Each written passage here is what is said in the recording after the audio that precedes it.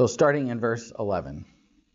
Then Jesus said, "A man had 2 sons. The younger of them said to his father, 'Father, give me the share of the estate that belongs to me.'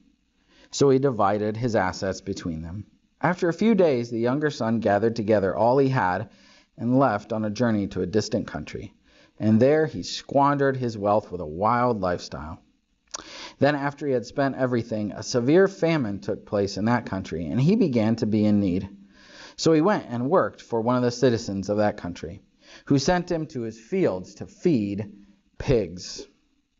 He was longing to eat the carob pods the pigs were eating, but no one gave him anything.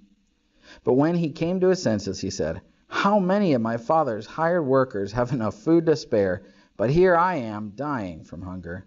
I will get up and go to my father and say to him, Father, I have sinned against heaven and against you. I am no longer worthy to be called your son. Treat me like one of your hired workers.' So he got up and went to his father. But while he was still a long way from home, his father saw him, and his heart went out to him. He ran and hugged his son and kissed him. Then his son said to him, 'Father, I have sinned against heaven and against you. I am no longer worthy to be called your son.' But the father said to his slaves, 'Hurry, bring the best robe and put it on him. Put a ring on his finger and sandals on his feet. Bring the fattened calf and kill it. Let us eat and celebrate, because this son of mine was dead and is alive again. He was lost and is found.' So they began to celebrate. Now his older son was in the field. As he came and approached the house, he heard music and dancing. So he called one of the slaves and asked what was happening. The slave replied, 'Your brother has returned, and your father has killed the fattened calf, because he got his son back safe and sound.' But the older son became angry and refused to go in. His father came out and appealed to him.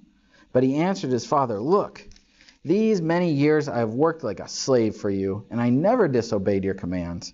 Yet you never even gave me a goat so that I could celebrate with my friends. But when this son of yours came back, who has devoured your assets with prostitutes, you killed the fattened calf for him.' Then the father said to him, 'Son, you are always with me, and everything that belongs to me is yours. It was appropriate to celebrate and be glad, for your brother was dead and is alive. He was lost and is found.'"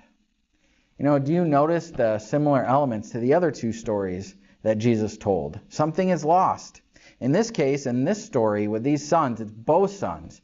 Actually, they're lost in different ways. One is self-righteous and judgmental, the older son, while the younger son is wicked and lives his life however he wants with no regard for others and actually hurts them in the process.